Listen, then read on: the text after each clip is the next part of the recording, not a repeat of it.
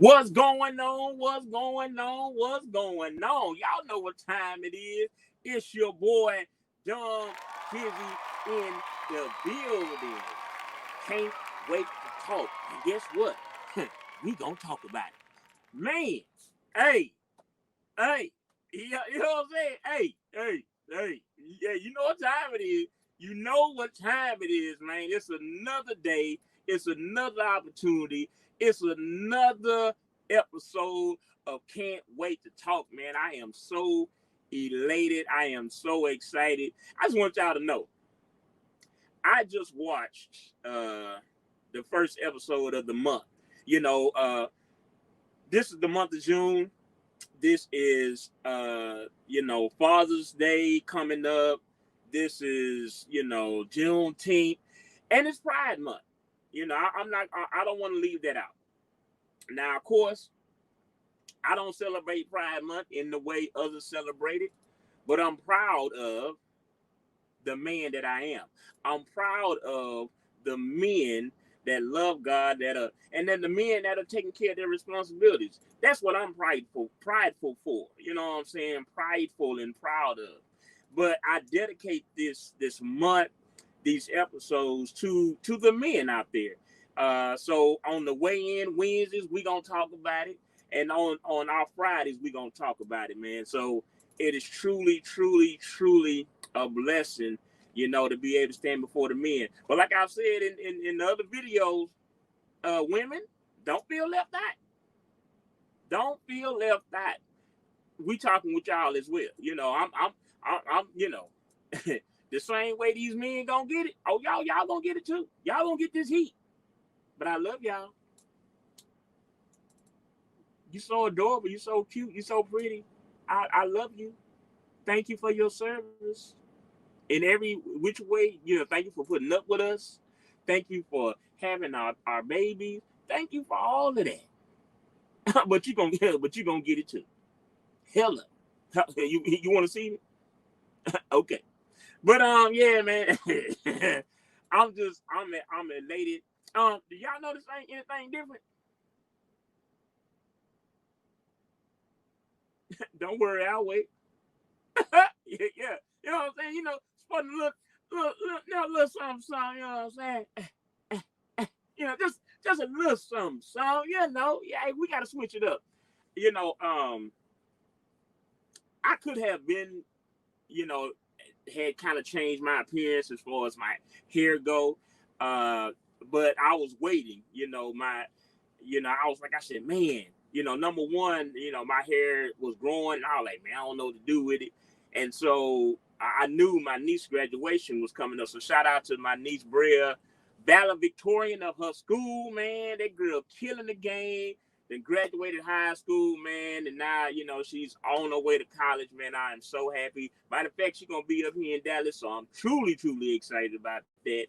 But I'm going to stay out her way. I'm going to be that uncle, but I'm going to be that cool uncle. I'm going to give her the game, but I'm going to let her do her thing. You know what I'm saying? I got to do that because, she got to live her life. But I wanted to wait until that came before I actually kind of did something in my head. And I've tried different things. I've had, braids before. I even tried dreads, I think last year, the year before. So, but, the afro was cool. It's the temples for me. It's up in this area. You know what I'm saying? This area right here where the gray really be popping. I'm like, ooh, come on, Gray, don't do me like that. You know what I'm saying? Like, I can deal with it on the face, on the chin, and on the, but all up in the temple area, this area right here, this area. But so just put in the comment down below. Let me know what you think. Cause one thing about me, if you don't know, I've been cutting my own hair since I was a teenager. Yeah, I've been cutting my own hair, so I'm pretty good at my own cutting my own hair now. And so when it comes to my hair, I do take pride. You saw that, you heard it, right? Yeah, I take pride in what I do. But now, of course, driving this truck, you get a little lazy, like I don't feel like cutting. So, I started letting it grow.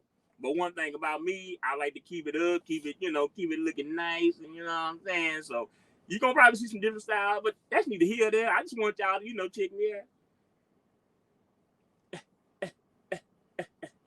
out. Anyways, hey, this is Weigh In Wednesday, huh? Yeah, it is. The first Wednesday of the month, June, baby. We in June, and we gonna make this thing happen, man. So y'all get ready, man. We about to go in. We about to have a great episode, and I'm just excited. I'm truly excited to be with you guys, man. It's the summertime. Summertime. Hey, you know what I'm saying? It's the summertime, baby. It's hot. It's hot outside. So we about to take it up. We about to take it up a notch, man. We about to bring that fire, bring that heat. You know what I'm saying? Bring that Q. And so I want y'all to tune in, man, and just truly be ready, man, for what God has in store. Because at the end of the day, God is the source, and as long as we plug into the source and we allow ourselves to be used by God, man, He'll take us far and beyond what we could ever imagine or think. You know what I'm saying? So I'm excited to be right before you guys, talking to you guys. So without further ado, we're going to open up with prayer. We're going to get into this thing. Weigh In Wednesday. Let's go. Father, I thank you right now. I honor you. I love you. I adore you. There is none like you. So I am truly grateful to be in your presence. I'm grateful to be in the midst of who you are. I thank Jesus for just dying for my sins and giving me an opportunity. I thank the Holy Spirit for speaking to me every day and trying to steer me away from those wrong ideas and those fleshly moments that I have. But I'm truly grateful just for the opportunity, and I pray that as I go forth in the word, that you would increase, that I may decrease, and that just move to the side so that you can speak, and that my voice will be silent, but yet what comes out of my mouth will be the words of the Lord. I am truly grateful. I'm thankful. I thank you for every man that's out here in this world trying to figure it out, trying to understand their direction and what their purpose is, and how to be husbands, how to be fathers, how to be uncles, how to be grandfathers, how to be just companions, how to be friends. Like, we need help as men, and I pray even for our women that they will understand how to be able to cultivate a man, how to be able to talk to a man, how to be able to encourage a man. My God. So I love you so much. I thank you so much.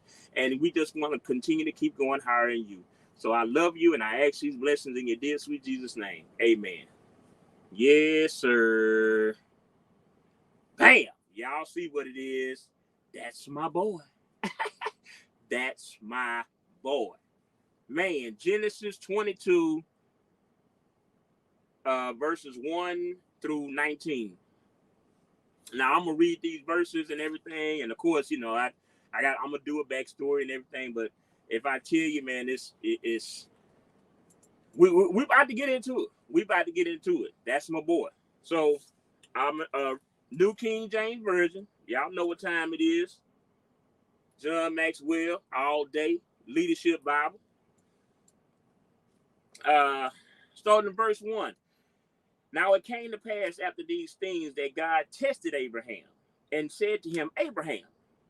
And he said, here I am. Then he said, take now your son, your only son Isaac, whom you love, and go to the land of Moriah and offer him. It's not Moriah here. I'm being a little silly today, y'all. I'm sorry. And offer him there as a burnt offering on one of the mountains of which I should tell you. So Abraham rose early in the morning and saddled his donkey and took 2 of his young men with him and Isaac his son. And he split the wood for the burnt offering and arose and went to the place of which God had told him. Then on the 3rd day, there's something about that 3. Boy, I tell you, Abraham lifted his eyes and saw the place afar off. And Abraham said to his young men, stay here with the donkey. The lad and I will go yonder and worship. And I want y'all to hear this for it. And we will come back to you. So this is Abraham talking to his young men, his young servants. And he said, hey, I need y'all to stay here with the donkey. Me and my boy, my boy, we finna go yonder, go worship and pray. And we, that means us, me and my boy, will come back to you. So Abraham took the wood of the burnt offering and laid it on Isaac, his son. And he took the fire in his hand and a knife, and the two of them went together. But Isaac spoke to Abraham, his father, and said, my father. And he said, here I am, my son. Then he said, look, the fire and the wood, but where's the lamb for the burnt offering? So Isaac looking around like,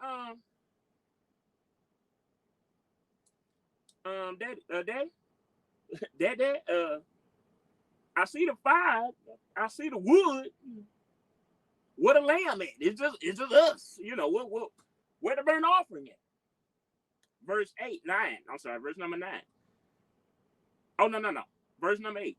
And Abraham said, my son, God will provide for himself the lamb for a burnt, for himself the lamb for a burnt offering. So the two of them went together. Then they came to the place of which God had told him. And Abraham built an altar there and placed the wood in order. And he bound Isaac, his son, and laid him on the altar upon the wood. And Abraham stretched out his hand and took the knife to slay his son. But the angel of the Lord called to him from heaven and said, Abraham, Abraham. So he said, here I am. And he said, do not lay a hand on the lad or do anything to him. For now I know that you fear God, since you have not withheld your son, your only son, from me. Then Abraham lifted his eyes and looked, and there behind him was a ram caught in the thicket by his thorns. So Abraham went and took the ram and offered it up for a burnt offering instead of his son. And Abraham called the name of the place, the Lord will provide. And as it is said to this day, in the mount of the Lord it shall be provided. Then the angel of the Lord called to Abraham a second time out of heaven and said, by myself I have sworn, says the Lord, because you have done this thing and have not withheld your son, your only son. Blessing, I will bless you, and multiplying, I will multiply your descendants as the stars of the heaven and as the sand which is on the seashore. And your descendants shall possess the gate of their enemies. In your seed, all the nations of the earth shall be blessed, because you have obeyed my voice. So Abraham returned to his young men, and they rose and went together to Beersheba. And Abraham dwelt at Beersheba. Wow. Boy, it's a lot to weigh in on that right there. Woo! Look at here. Okay.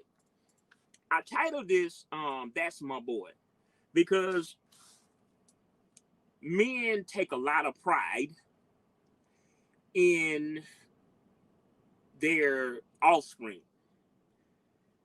And, most men, want boys. And they want boys. Why? Because, man, a chip off the old block.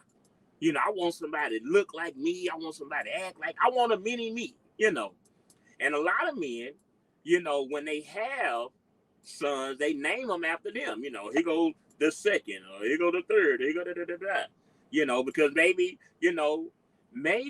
their father, they named after their father. So then they turn around and they name their son after him or them, or maybe, they didn't have a father growing up. So they finally have a child or have a son, and they, I gotta name him, gotta name him after me. That's my junior right there. That's my baby boy. That's my boy. Matter of fact, I think George Foreman, he loved his children so much. I think he named all of them George something. They had to have his name. And it's something about a name. We're gonna get into that. But I named it That's My Boy because men take pride in their sons. And they like, man, boy, he act just like me. He look just like me. And then, you know, of course, you know, people are like, oh, he don't look like you. Oh, he don't act. Oh, that's exactly what you did when you was a little boy. Da, da, da, da. So Abraham has his boy. And as the Bible says, his only son, the son he loved. And God wants him to sacrifice him up on the mountain. So the boy that's his only son that he loves, you want me to sacrifice him? Okay. So men, let me talk to y'all. If this is your son, would you be willing to sacrifice your child? Even, you know, if this is what God said, it's like, that would be kind of a hard thing, don't you think? Because it's like, man, but this is my boy though. And see, let me give y'all a little backstory. This is not Abraham's firstborn. Therefore, this is not his only child. And it's not even his only child. It's not even his only son. Ooh. I know we picked it up in Abraham. I mean, I know we picked it up in Genesis 22. But this ain't the first. And as far as we just look at, okay, well, Abraham had, you know, no. Abraham had another son. Ooh. So it's like, why would the Bible, hold on, let's make sure we reading it correctly. Let's make sure we reading it correctly. Verse number 2. Then he said, take now your son. It said this, God, you know, well, go back to verse 1. It says, now it came to pass after these things that God tested Abraham and said to Abraham, and he, then Abraham said, here I am. Then he said, take now your son, your only son, Isaac, whom you love, and go to the land of Moriah and offer him there as a burnt offering, as a burnt offering, on one of the mountains of which I should tell you. Let's take it a step back. Abraham name used to be Abram, and he was married to Sarai. And so, you know, they was living their life, and you know, but they never could have children, or at least they hadn't had any children. And I don't know exactly how long they had been married, but they had been married a while, and you know, no kids. So finally, this is in chapter 15, I believe. Spirit of the Lord, the angel of the Lord came to Abraham, was like, hey, you know, you're going to have a son. And you're going to be a father of many nations. And all of this. So, of course, any man that has a conversation with his God, you know, he going to go back and tell the wife, like, hey, God said, you know, gonna have a child, a son. Mind you, he was 86 when this conversation happened. He was 86 or maybe 85. So he was in his 80s. He was an older gentleman. So Sarai was like, his wife was like, okay. So you mean tell me we've been married all this time? We ain't had no kids. And now all of a sudden we finna have a child? Huh? Yeah. You know what? Well, maybe he meant for you to have a child. And how about this? Since this is what God has said, or the angel of the Lord has said, how about this? How about you get with my maidservant and, have a child with her? And I'll take that child on as my own. So Abram was like, well, I mean, that's what you want to do, babe. I mean, whew. So you want me to get with her? The younger, the little something, you want me to get with her? I mean, whew, it's going to be hard. Like, oh, man, but you my wife, babe. I love you. But, if you really want me to do it, I guess I love you so much, babe. And I hope y'all know I'm being sarcastic right now. Babe, I love you, But if you really want me to get with her, I guess I got to, I want you to be happy. So he get with Hagar, that's her name, Hagar. He get with her. He lay with the woman. She gives birth. And the child name is Ishmael. So Sarai, now she mad because,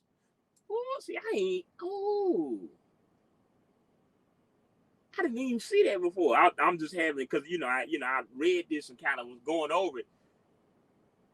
Sarai was mad with Hagar and really started kind of coming at her like, like just doing her bad, because Hagar ended up running away because, like, man, Sarai was treating her bad. She was like, man, I'm not going to deal with this, man, whatever. She took off, So the angel of the Lord had to go to her and was like, hey, what's wrong? Well, my maidservant, my servant or however, she treated me bad, she treated me wrong, and I'm just paraphrasing. And the angel of the Lord like, look, you are with child, go back and sit up under her. Don't worry about your son. He's gonna be well taken care of. But I need you to go, serve up under your mate, your servant, So she goes back. And now that I think about it, why would Sarai be mad that this girl, now she told her husband to go sleep with this woman. But then the woman turns around and get pregnant. Now she mad at the woman. So ladies, I know y'all watching. Isn't this what y'all do sometimes? When the man, like, when y'all, y'all might catch y'all man cheating or whatever, and you go after the woman. You mad at her. Well, why you mad at her? He the one cheating. He the one sleeping around, but you mad at the girl for what? Well, now that I'm thinking about it, maybe she wasn't mad as in, I can't believe that you slept with my husband, but maybe she was hurt. Maybe she was hurt. Why? Because the husband that she loves, that she done been with all these years, they never could conceive a child. So the one time that she allows him to sleep with another woman, her maidservant, the one that serves her all the time, he go and sleep with her, and bam, she pregnant. So she was more hurt than anything, because she like, are you kidding me? The one thing that I couldn't give my husband, my servant was able to give him what I couldn't give him. So of course, what's the slogan? Hurt people. Because Sarai was hurt, she started inflicting her hurt onto Hagar. Hagar didn't volunteer for this. She didn't step in and say, hey, Why don't I be a surrogate? You know, why don't I step in and he can impregnate me and then that'll be your baby? No, no, no. No, no, no. Sarai volunteered her for this. And because, you know, she worked for Sarai, she was like, I mean, I guess that's what you want. You know, I'm your servant, so that's what you want me to do, see with your husband. I guess I got to. So, you know, Abram has a son now. His name is Ishmael. But then God came back, was like, this was in I think chapter 18, where God kind of come back and like, yeah, no, I know what you did. You know, you feel like, okay, I have a son, and you know, because when Ishmael was born, you know, Abram was 86, and you know, because of the promise that God had given Abram, he was like, you know, because you're gonna be the father of many nations, I'm gonna change your name. So he changed his name to Abraham, and he changed Sarai's name to Sarah, because she was gonna be the mother of all these nations.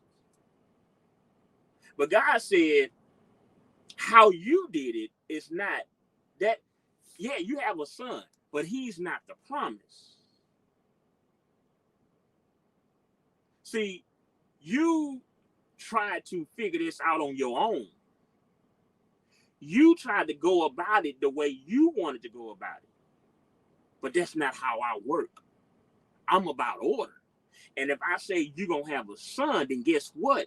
I've already laid out the plans. Jeremiah 29:11, for I know the plans I have for you, plans to prosper you, or plans for a future and a hope. You know, I don't need you to try to figure it out. I know the plans I have for you. So if I know the plans as God, as the creator, guess what? I already got it figured out. But that's how we do as humans. God will give us a word and say, hey, we're going to do X, Y, and Z. And we like, oh, okay. And we thankful for the word. We like, oh, hallelujah. But then we like, but God, how that's going to work?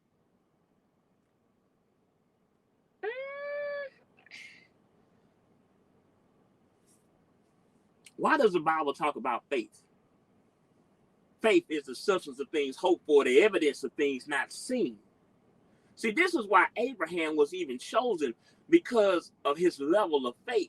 This is back in the Old Testament, in Genesis, way before, you know, circumcision and all those types of things. And that's you know, there's so many levels in that. You know, you got to really read and study to really understand the genesis of all of that. But so even in, I think it's in Hebrew, where it talk about God accounted his righteousness, you know, as faith, you know what I'm saying? Because of how Abraham understood God and loved God and believed in God. God accounted it as righteousness, like, yo, even though Abraham didn't do it like some of the others later on in scripture, he did enough for me to be like, oh yeah, he's the catalyst for all of this, the father of many nations. So, you know, and God changed his name. So that's how special God saw Abram. He changed his name. He said, no. I'm about to take you to a level that you couldn't even expect yourself to be at. And Abraham accepted that. He said, okay. So when it came down to the promise, God is like, yeah, I got a promise for you. You're going to have a son. So he go out, bam, he get a son. He said, no, that wasn't my plan. Wait, Tip. Look ahead. How far ahead are you looking? Are you looking way beyond what you can see right in front of you? See, when you're looking right in front of you, it really ain't much you seeing. But when you look far ahead, now the view is clearer. Now there's more that you can see. Why? Because, see, a lot of times we focus on what's in front of us. But see, what's in front of us blinds us. It keeps us from seeing what's really around us, what's really in front of us, what's really blocking us and endangering us. But see, when when we look far ahead, we look beyond. We remove the blindness. Now we can see.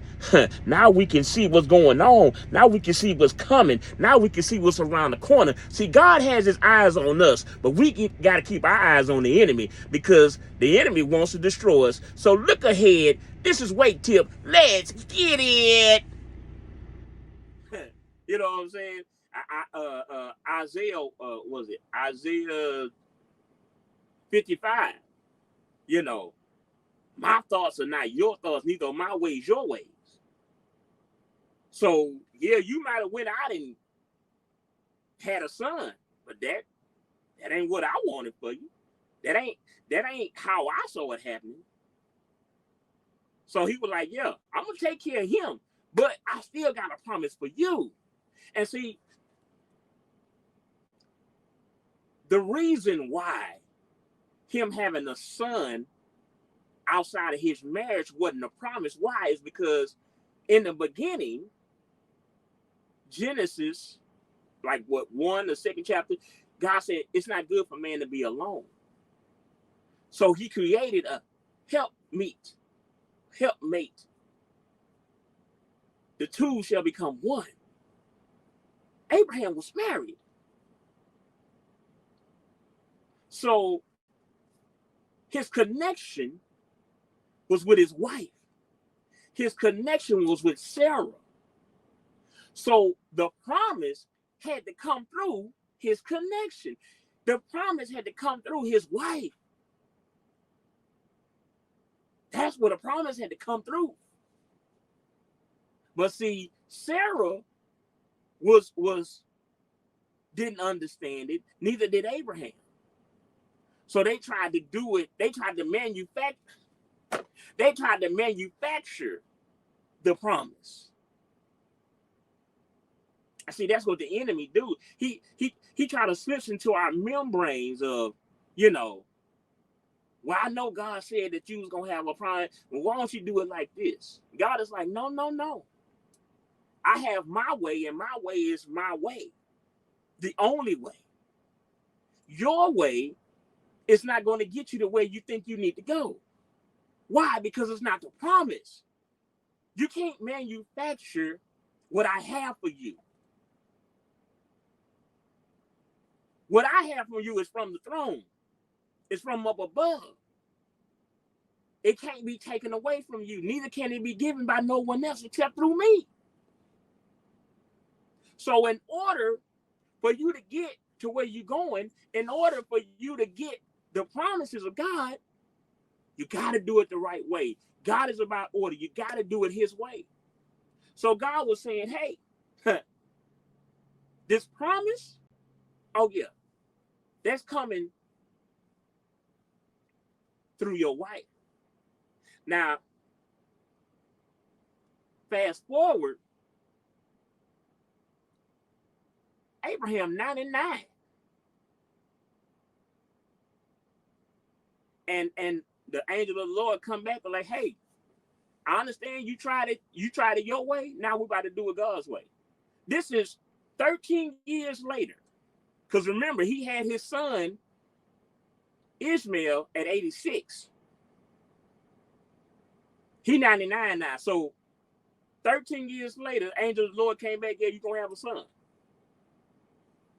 Sarah hears it, and in her heart, she like, huh?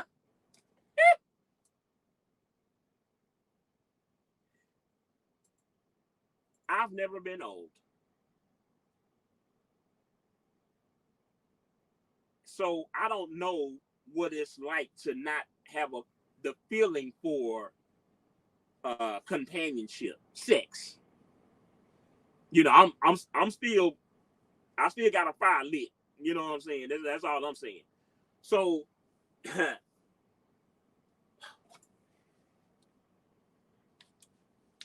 when you got a fire that's brewing,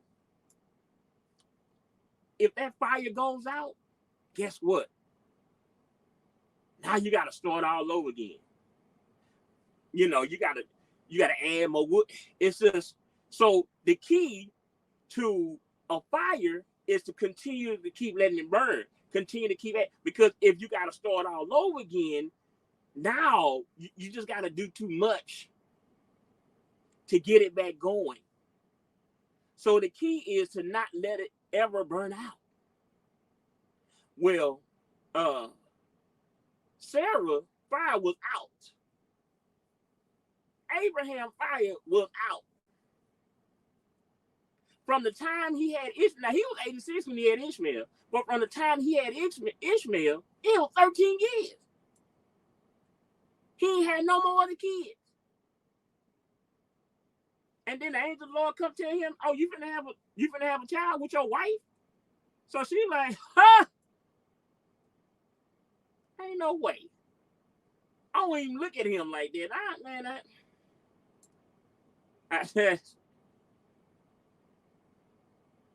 But when God has a promise, there's, matter of fact, he even said in the word, is there anything too hard for God? Because he was like, the angel of the Lord kind of confronted Sarah. She was like, why did you laugh? I didn't laugh. Oh, no, you laughed. Is there anything too hard for God? Like, what are we talking about?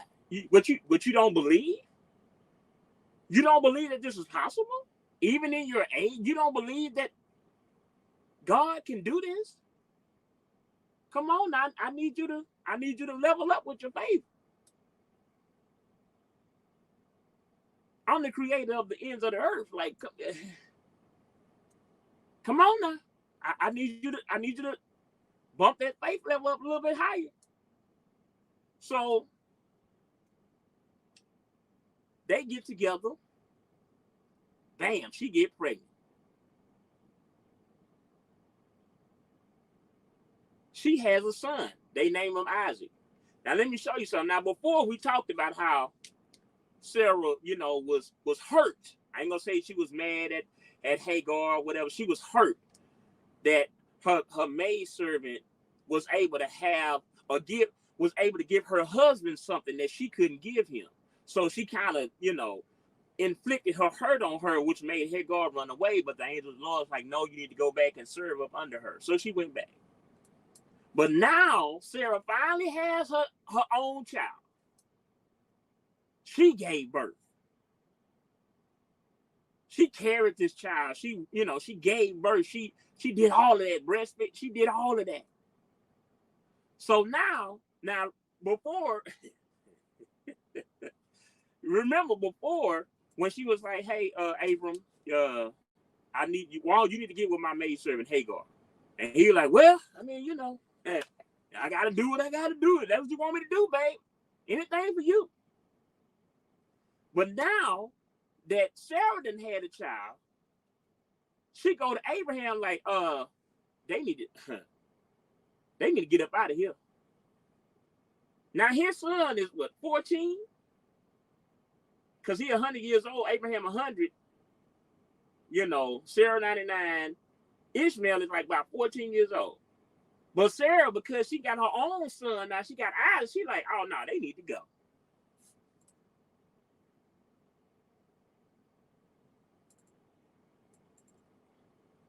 Because now Sarah was like, it really ain't no need for you now. So now I think that hurt kind of turns into, now I think it's more of a, a hatred. And maybe hate is kind of harsh, but it's almost like, I tolerated you being around because, you gave my husband something that I couldn't give him. But now that I can give him, or now that I've given him, oh, there's no need for you. There's no need for you. Thank you for your service. It's time for you to go now. But now Abraham conflicted. Why? Because that's my boy. Abraham is conflicted. He done been with this boy 13, 14 years now. That's his son. Now, Sarah don't really have a connection. Why? Because she didn't carry him. She didn't bear him. She didn't breastfeed him. Hagar did that. So, well, I really hope y'all listen to this. Sarah didn't really have a connection. There was a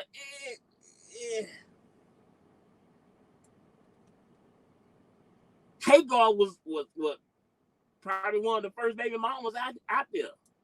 See, baby mamas are a real thing. Whether it was set up to be that way or it just happened. It's in the word. So Sarah didn't really have a connection with Ishmael. So that's why when she had Isaac, she was like, oh no, y'all got to go. But now, because Abraham done been, that's my boy, technically, that's my firstborn. Technically, that's my son. Now he conflicted. He like, what you mean? They gotta go. What are you talking about? Oh, that's the bondwoman. No. We ain't doing this. You got a son. So now he conflicted. But the angel of the Lord had to go to Abraham and say, hey, you need to listen to your wife. She's correct. This son is not the promise. This son is not what I had as God in mind for you as the promise. Now, because he is your seed, I will take care of him. Because he is your seed, he's going to have his own nation, but he's not the promise. He's going to have a nice parting gift, but he's not the promise. But Isaac, that's you all day. You know, I talked about in one of my other videos how I appreciate my father and I love my dad and all of that. And I talk about how I said, he may not have done this or done that, or he was, everything that I needed him to be in my life. But God chose him for a reason. God chose him for a reason. Now, him and my mom weren't married. So, but just because him and my mom had sex, don't necessarily mean, meant that I would have been created. But God allowed that to happen. Why? Because God needed me in this earth. And God needed my mother's DNA, my father's DNA to create me. He needed that combination, even though the act was sinful, because they was having, they was having sex outside of marriage. So that was sinful. But because of God and his purpose and his promises, he was like, no,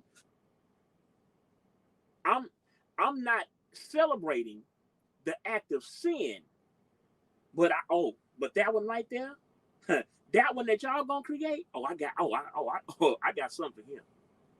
Now he gonna have to go through some things. He gonna have to deal with some stuff. Oh, but I got something for him. Oh, I got something for him. If he just will conform to what I have for him, if he would just be obedient, if he would just have an understanding of what his purpose is and where he's going, I got something for him. Regardless of how long it take him, I got something for him. So the angel of the Lord told Abraham, yeah, do it. Listen to your wife. Ishmael is not the promise, but Isaac is. So that's why we go to chapter 22. And God is like, okay, now that we done got all this established, you know, you had a child outside of wedlock, and, you know, he's been your child for the last 14 years. Bam. Now the promise comes through, like I always said it would, and you got you a son. But now, now that you understand the importance of your son, now you're going to have to sacrifice. What? Man, I bet Abraham like, come on, are you serious? Like, first of all, I already had to get rid of my firstborn. You know, my outside of wedlock son. So I have a child with my wife, who I love. We finally have our first child. And you want me to kill him?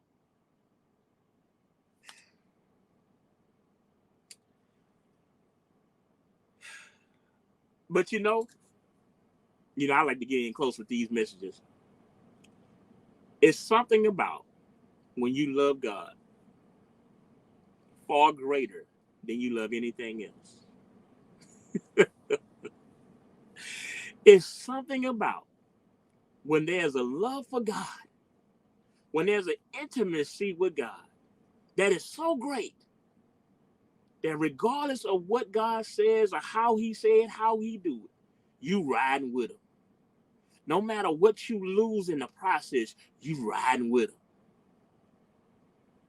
So God was like, yeah, you're going to have to sacrifice your only son. See, yeah, he had a son named Ishmael. But when it came to the intimacy between him and his wife, the woman that he married, the woman that he took vows with, the woman that was ride or die with him throughout their lifetime, the woman that he grew old with, and in their old age, they finally had their own child, their child. Meaning, you know, the two shall become one. So when him and his wife when him and Sarah got together, they became one. And because they became one, now they have a son. So that means the same blood that's running through Sarah and the same blood that's running through Abraham is in Isaac. See, he didn't have that connection with Hagar. He just slept with her because his wife suggested it. But there was no connection. There was no intimacy there. And yeah, their blood ran within Ishmael. But him and her wasn't one. Him and her wasn't one. So we get to this story, and God is like, take now your son, your only son, Isaac. God is making a point. When you are married and you have children,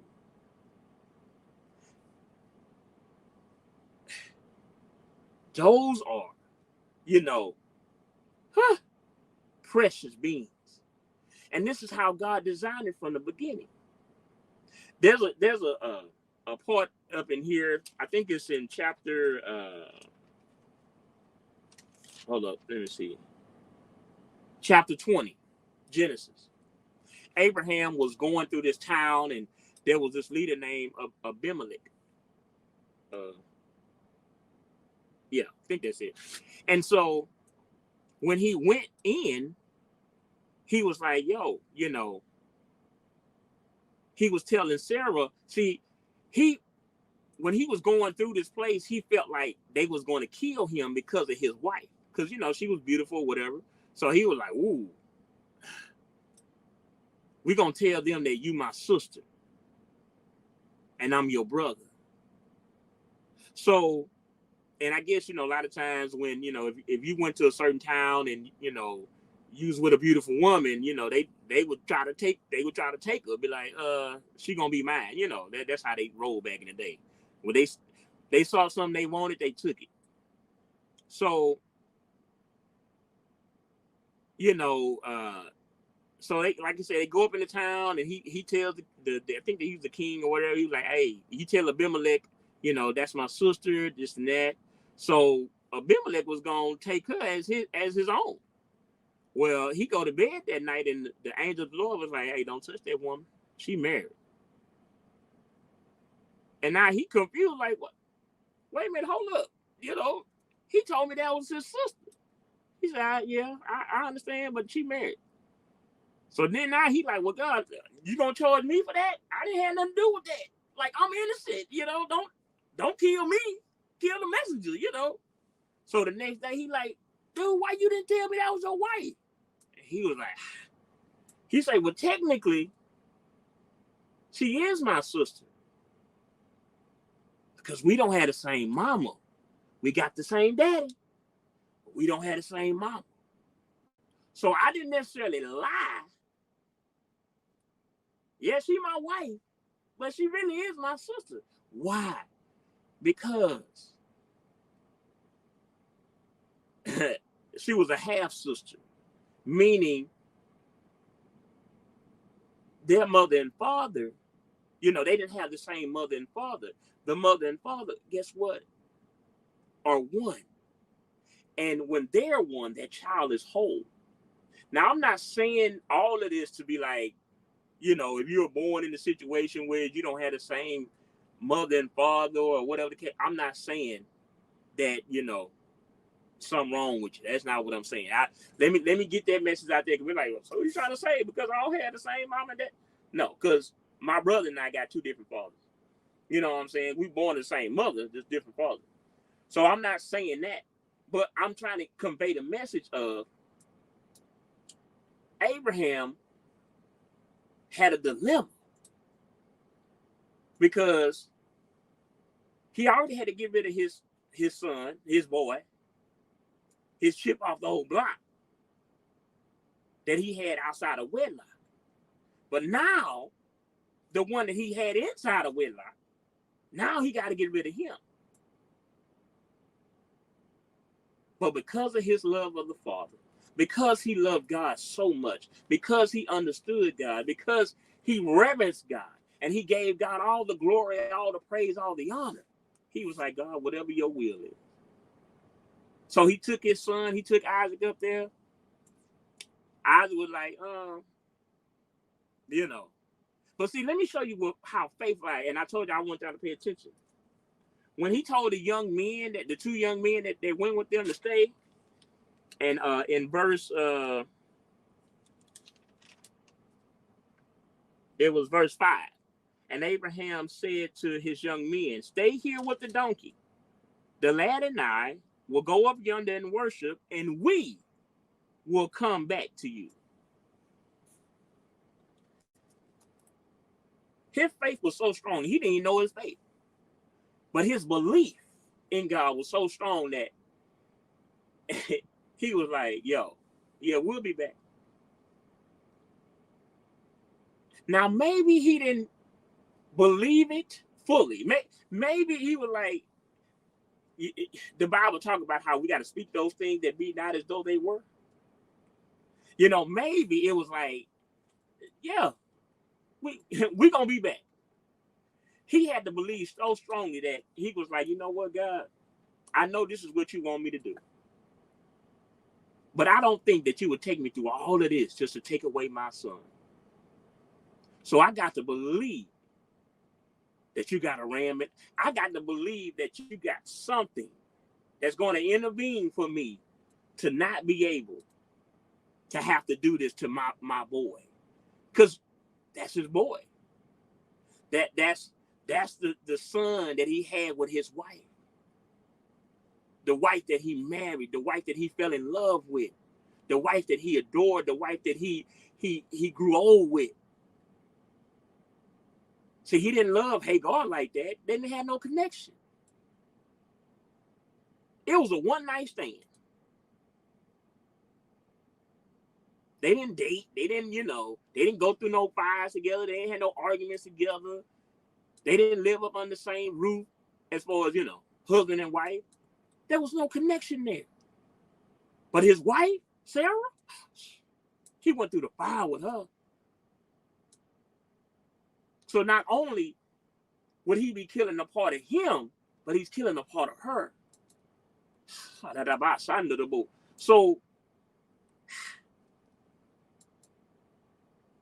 So God wanted to make sure. He was like, yeah, this your only son. The one you love. Why? Because she's a part of you and she's a part of Sarah.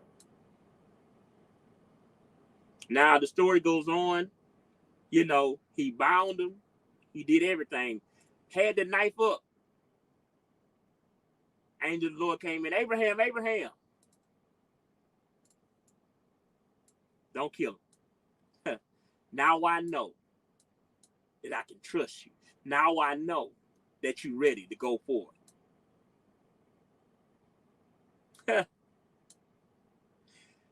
I love this story because as men, we cherish our children. And we cherish, relationships. But we got to understand that in spite of everything else, if our relationship with God is not to the point of death, whether it be our life, our spouse's life, our children's life, our parents' life, or whatever, the Bible even talk about,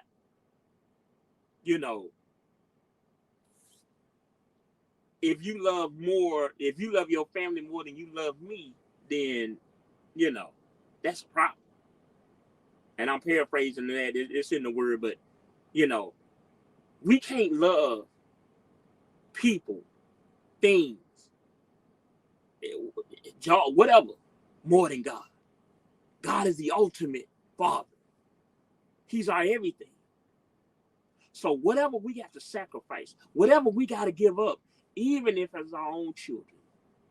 Because this is something you got to understand. God is not saying that, I don't want you to have this child. I don't want you to have, No. He wants to see your heart. Where do your heart belong to? Because if you are unwilling to sacrifice what you love, how you going to love me wholeheartedly? How you going to do my will? When before Jesus died, he said, Father, if there's any other way, let this cup pass from me. But not my will, but thy will be done. So even Jesus is like,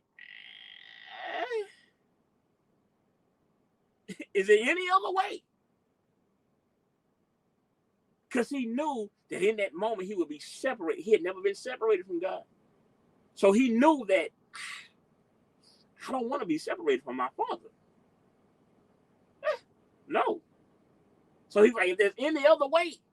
But he said, not my will, but thy will be done. So who will in life do we want? Do we want God's will or do we want ours? Because if we want our will, trust and believe, we will continue to fail. We will continue to go through. We will continue to have the heartache and the pains that we're trying to avoid. But because we don't want God's will to reign supreme, we will continue to live in the turmoil and the hurt and the pain that we go through day in and day out. So understand, even if that's your boy, that's your daughter, that's your wife, that's your mama, your daddy, your whoever it is, put them on the altar and say, God, I want your will to be done. Because it's not about me, but it's about you. This has been another episode, man. This has been another amazing topic, man. That's my boy, Weigh In Wednesday, and we're going to continue to weigh in. I love you guys, and I just really want y'all to hear what God has to say. I want you to hear what God is speaking in this hour. Because we are in a world where things are it's just so chaotic. And we got to be willing. We got to be willing to do the will of God so that we can truly prosper and receive everything that God has for us. Because remember, God told Abraham, you're going to be the father of many nations. But I got to put you to the test. How bad do you want it? How bad do you see yourself doing the will of the Father? Hey, I love you guys. Y'all tune in the next time. This has been That's My Boy, Weigh In Wednesday. This your boy, Kizzie. And we gonna talk about it. Can't wait to talk.